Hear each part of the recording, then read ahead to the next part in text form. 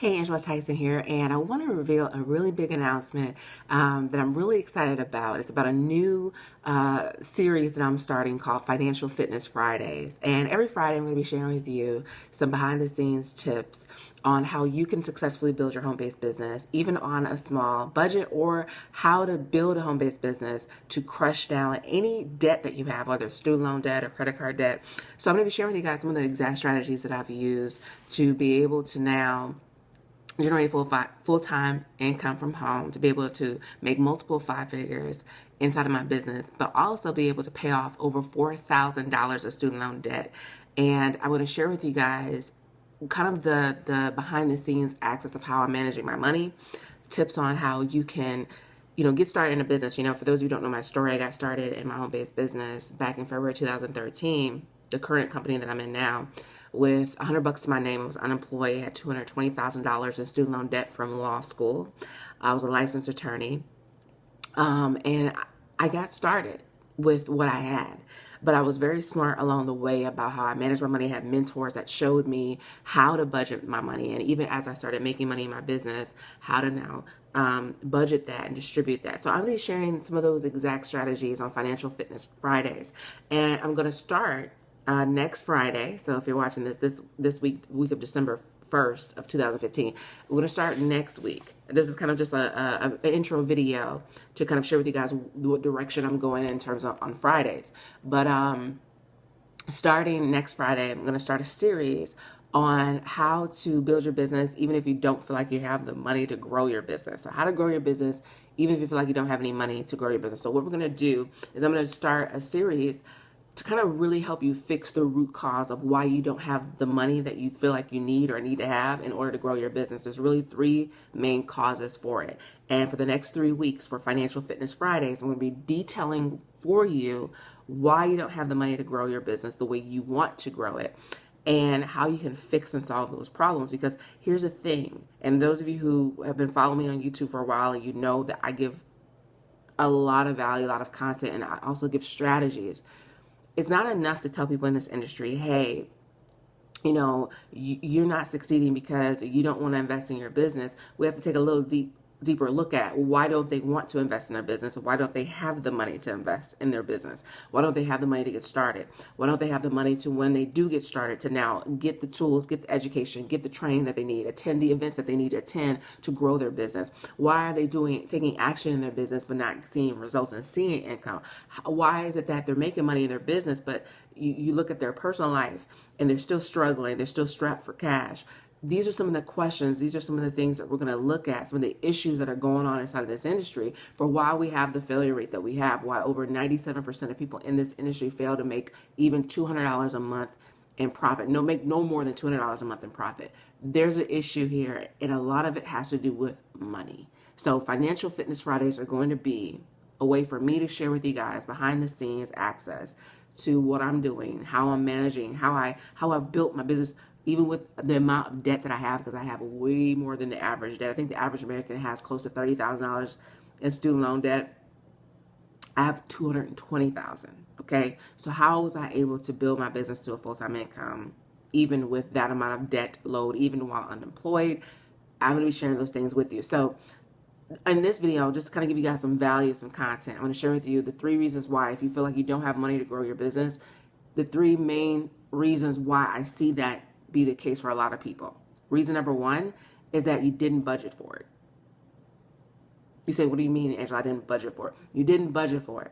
One of the things that I've learned in terms of now getting educated on how to manage my money and how to invest money and how to grow it is even just doing personal development and reading a lot of books and getting a lot of training on money management and personal finance. One of the things I realized, I learned this from Jim Rohn, who's a great personal development expert and author. He was absolutely amazing.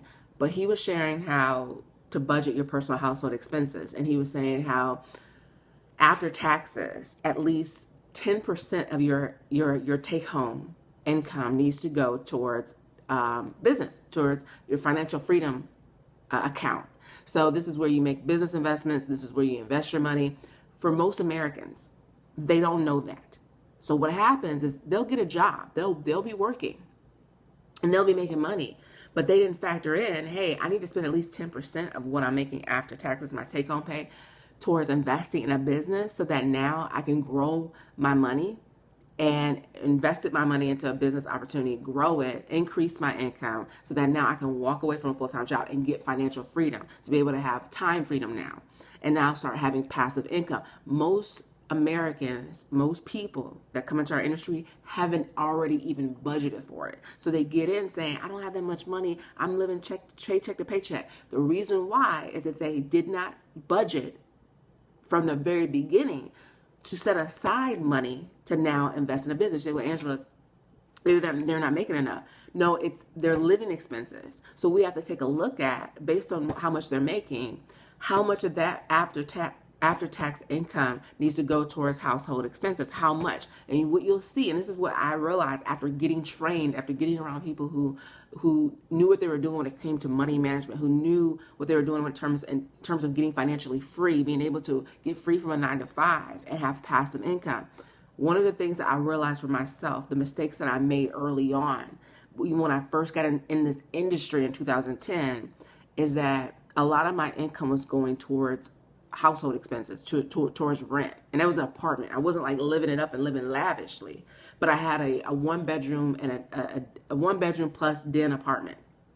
And at the time it was in Austin, Texas. I was living in Austin. I live in St. Louis now, just got married. But, so that's why I'm Angela Tyson now, so I'm Angela Carter, right? New last name. But what I realized was that I could have, and I should have, downgraded, and I eventually did, from that 1 bedroom, 1 den apartment that ended up going up to like it was like close to $900 a month when I left, because the rent kept increasing and I was there for like 5 to 6 years. I could have now taken that $900 a month, whatever, rent payment, downgraded to a studio, which I ended up doing. And the studio was like close to $500, it's like just under $500 a month. And take that savings and now have seed money to invest in a home-based business. So now I have the money to actually get started, to buy the initial product package, to now invest in the training, to learn how to market my business, also invest in advertising. Most Americans, what I'm saying is this: they don't budget for that. They don't budget and set aside a certain amount for getting started in a business. And that's the reason why we encounter people. And that may be the reason why for you, if you look at now, whoa, Angela, you're right. I never budgeted in. No one ever told me. They don't teach you this in school, that you should be taking a percentage of your job income and setting it aside to get started in a business venture, so that now you can grow and scale that money, so that you can now walk away from a 9-to-5 job and be free from earning money that's associated with you spending your time, or having to trade your time. So that's reason number one. Reason number two is not doing income producing activities in your business. So you may actually have the money to get started in your business. You may have the money to grow your business, but the reason why you're not making a lot of money to grow your business even more beyond where it's at right now is because you're not doing income producing activity. You're doing a lot of busy work, but you're not doing the actual work that results in income, that results in sales. You're generating customers, you're generating distributors inside of your business. And that's the reason why you may not have the money to grow your business. That's another root cause. Root cause number two, that's what I just talked about, not doing income producing activities. And finally, the third reason that I see for a lot of people for why they don't have the money to grow their business is they're not doing the income producing activities correctly. So you may actually be marketing, you may actually be having conversations with people, but because you're not doing it effectively, you're not getting the results. So that's what I'm going to share over the next 3 weeks for Financial Fitness Fridays, is I'm going to go deeper into those 3 areas to help you finally get free financially in your home-based business, which is probably the reason why you got started. Same reason why I got started. And I'm going to share with you guys kind of behind the scenes access of things that I did, of how I was able to get to a full-time income, even in my home-based business, while having $220,000 student loan debt, unemployed with $100 to my name, how I built that up to a full-time income, and also how I was able to pay down over $4,000 of student loan debt. So stay tuned for Financial Fitness Fridays.